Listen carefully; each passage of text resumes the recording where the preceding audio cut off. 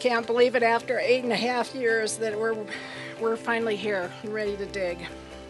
And you're all here to help us celebrate. Many of you have come alongside of us along this journey and helped support the dream of building a residential community for 40 adults with developmental disabilities. And this is the very ground for House 1 that you're standing on. Can't you just imagine it?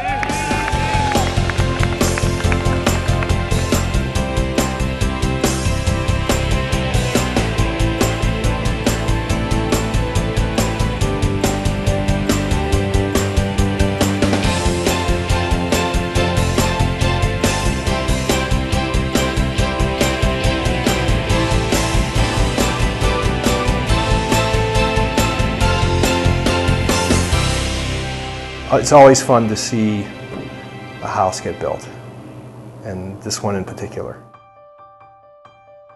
It is a lot more meaningful just knowing what this cul-de-sac is going to be like in a few years.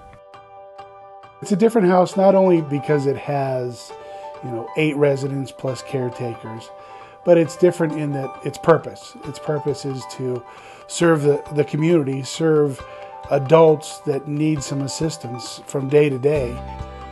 There's a lot of decisions that need to be made when you're going through this, when it's your own personal residence, and even more so when it's a residence like this. So I was more than happy to help any way that I could, and especially from the manufacturer side, asking people to donate wherever they could, and the response has been overwhelming.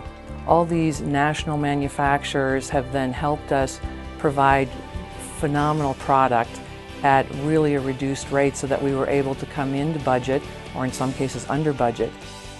Even in tough times in the home building industry or the construction industry in general, people have been very generous with their time and materials, and that's surprising to me because a lot of people really can't afford it, but they're still doing it.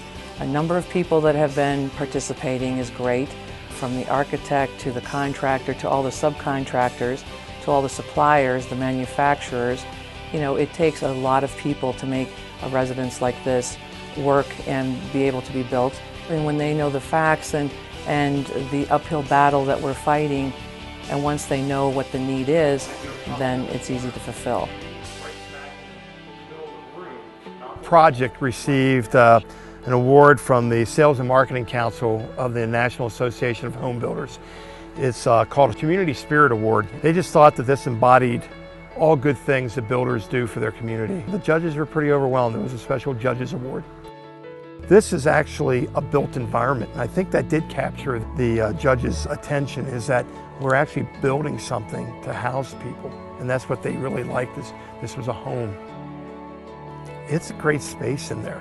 It really is conducive to living. I mean, it's not just a room.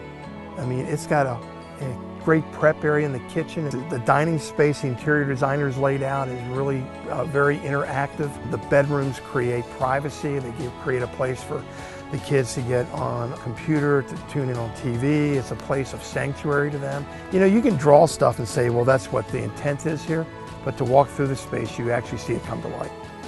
Really what we have is a 10-bedroom house with 2 kitchens and a whole gathering facility included. This house is large in terms of the physical structure and large in terms of its purposes. Thank you so much. I mean, we were just in there talking about how the residents will control the lights.